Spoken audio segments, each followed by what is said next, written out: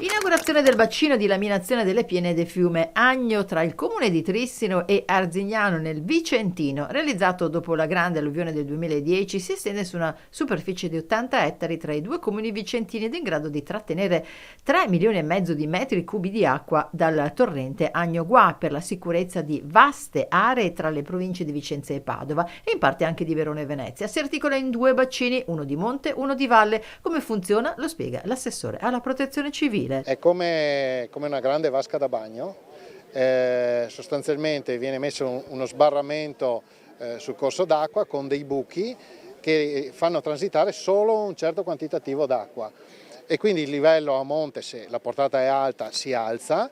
Quando si alza il livello sul corso d'acqua, appunto sopra questo sbarramento, l'acqua comincia a entrare nel bacino che vedete alle mie spalle e comincia a invadere quest'area che è una vera e propria oasi naturalistica e per alcune ore quest'area si allaga e questo serve a evitare che si allaghino invece i centri abitati, le zone industriali che stanno a valle. Del resto per il Veneto c'è un prima e un dopo 2010.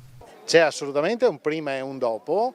Visto e considerato che abbiamo già avuto diversi eventi in cui abbiamo registrato precipitazioni piovose molto maggiori rispetto al 2010 e non abbiamo avuto gli stessi danni che ci sono stati nel 2010 e questo è grazie a queste opere.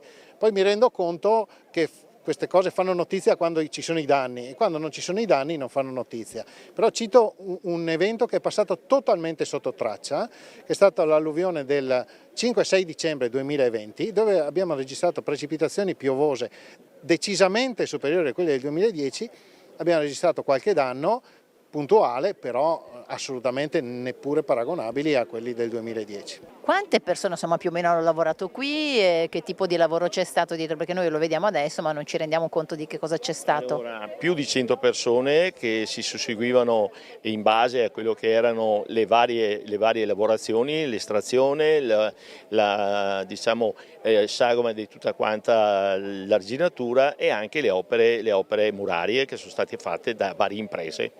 Se lei dovesse raccontare quest'opera a chi non sapesse niente, come gliela racconterebbe in breve? Allora la racconterei come una sfida che abbiamo fatto, una riqualificazione ambientale che ha avuto la fortuna di essere diciamo, in questa zona perché prima questa era una zona non fruibile. Oggi è fruibile, quindi i nostri ragazzi che avete visto prima avranno la possibilità di venire a divertirsi e a camminare su questa opera. Quindi un'opera idraulica, un'opera tecnica inserita in un contesto ambientale.